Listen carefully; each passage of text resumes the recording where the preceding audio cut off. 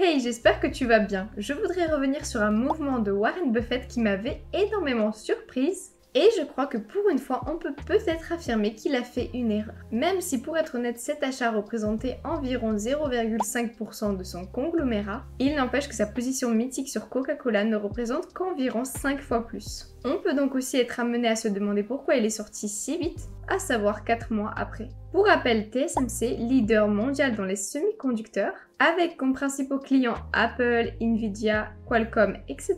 C'est la plus grosse société dans le MSCI Emerging Market et le Lyxor PEA Asie. 100 € investis dans ces ETF, c'est 6 € investis sur TSMC. C'est énorme quand on sait que l'indice MSCI Emerging Market comprend 1421 sociétés. Warren Buffett était le premier acclamé à ne pas se laisser avoir par l'actualité en bourse. Donc je doute que ça ne soit que les simples tensions géopolitiques classiques entre la Chine et les États-Unis, ou la Chine et Taïwan, le problème. Son conglomérat a largement superformé le S&P 500 depuis des décennies, en rapportant autour du double en performance. Sur ce qui des décennies ne rapporte pas 2 fois plus, mais autour des 6 fois plus sur 30 ans, ou 4 fois plus sur 20 ans. Néanmoins, depuis 2 décennies, l'indice du S&P 500 a superformé Berkshire Hathaway, mais d'une manière bien plus faible que l'écart précédent de superperformance. Warren Buffett a concrètement loupé une grande partie de la période propice aux valeurs tech.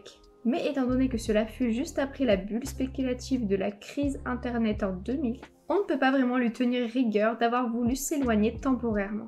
J'aimerais te montrer ce qui pour moi sont les supports les plus qualitatifs pour miser sur ce secteur, qui a des probabilités énormes d'être en sévère croissance dans les décennies à venir. Je t'invite à voir cette vidéo où je détaille ma thèse d'investissement. Commençons par une action. C'est probablement cette action qui m'a le plus permis de réunir des liquidités pour le challenge 60 à 100K. Je suis massivement rentrée dedans en mi-2022. On a ici une entreprise qui a augmenté son chiffre d'affaires de plus de 60% entre 2020 et 2022 et qui a presque quadruplé son résultat net sur la même période. Même sa marge d'exploitation a plus que doublé. Et même si c'est marginal, elle verse un dividende autour des 0,50%. Selon Zone Bourse, son PER sur 5 ans était à 19,2 et nous sommes autour des 11 cette année.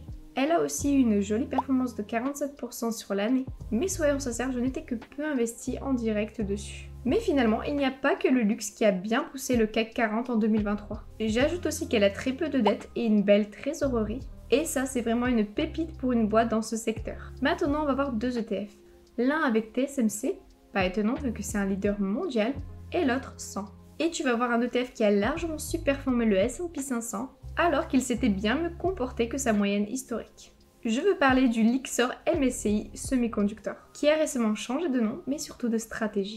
On le verra juste après. J'ai investi dessus en même temps que ma vidéo sur l'achat de TSMC par Warren Buffett, et on peut voir que j'ai un joli retour de 41% en 7 mois. C'est excellent vraiment, et pour un ETF qui a une optique de diversification, c'est génial. Mais il faut relativiser le fait que sur la même période, du 19 janvier à ce jour, soit le 28 juillet, le Nasdaq 100 a une performance de 34%. Donc oui, c'est mieux, mais si tu rajoutes l'imposition du CTO, car oui, je l'ai via mon CTO sur Scalable Capital, cela n'est vraiment plus si glorieux. Surtout que pour m'autocritiquer, l'ETF en question sur l'année 2023, il a eu une performance de 52%. Donc je peux aller me rhabiller avec mes 41% sur l'année. D'ailleurs, j'aurais pu le mettre dans mes échecs d'investissement. Cet ETF a particulièrement performé en 2023, en partie grâce à sa première position, aka Nvidia, qui a eu ce jour, le 28 juillet 2023, une performance de 228% en 2023. Je répète, 228%. Encore une fois, j'étais super heureuse avec mon 153% sur Meta après sa grosse chute sous les 100$. Mais ici encore, j'ai eu un feeling plus que moyen. On peut donc voir que sa seconde position c'est TSMC à 10% et la troisième Broadcom Ltd. À E3, c'est 48% de l'ETF. L'indice comporte plus de 70 valeurs, mais le top 10 de l'ETF c'est 76% des valeurs. On est toujours moins concentré que Warren Buffett sur Apple, mais quand même, il faut en avoir conscience. Pour la performance plus long terme, on a quand même un bon 14% sur 10 ans, 16,2% sur 5 ans, et 17,34% sur 3 ans. Il a clairement superformé le S&P 500 et a aussi superformé le Nasdaq depuis 3 ans. Et en fait, si cet ETF a changé de nom, c'est pour un revirement assez brutal, afin de correspondre à cet indice, qui, comme tu peux le voir, a le même nombre de sociétés, et surtout la même composition. Cela varie de quelques dixièmes de pourcent car MSCI actualise les chiffres tous les mois. Et vu qu'on est le 28 juillet, il est normal qu'il y ait une légère différence avec le 30 juin. Bref, tout ça pour dire la chose incroyable, cet indice qui a malheureusement un ETF dessus que depuis une année, aurait eu l'incroyable performance de 26% annualisée entre le 30 novembre 2015 et le 30 juin 2023. 26% annuel sur 7 ans et 9 mois.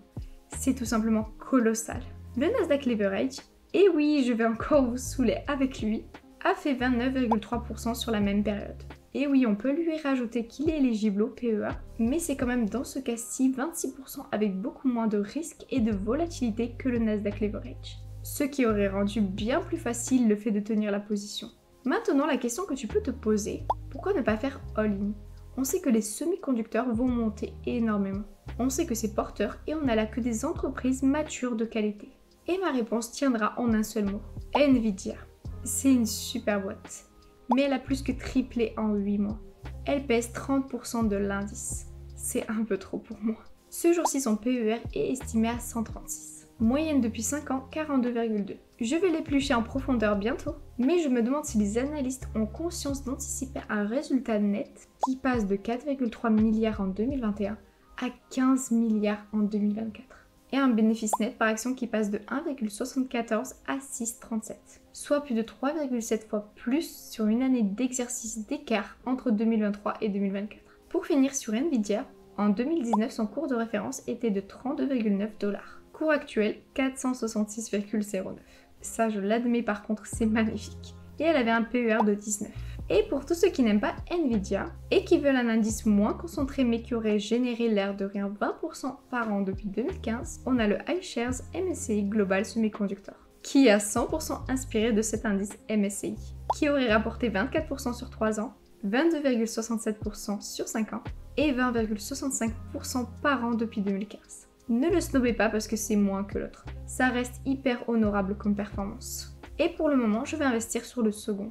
Dès que j'aurai pris quelques heures pour analyser Nvidia, je changerai peut-être d'avis, mais à l'heure actuelle, c'est celui-ci qui a ma préférence. Surtout que pas mal de bruits de couloir assez concrets ont annoncé préparer des partenariats pour distiller beaucoup d'ETF iShares dans les assurances vie et PER, notamment du Smart Beta et des ETF sectoriels de ce type.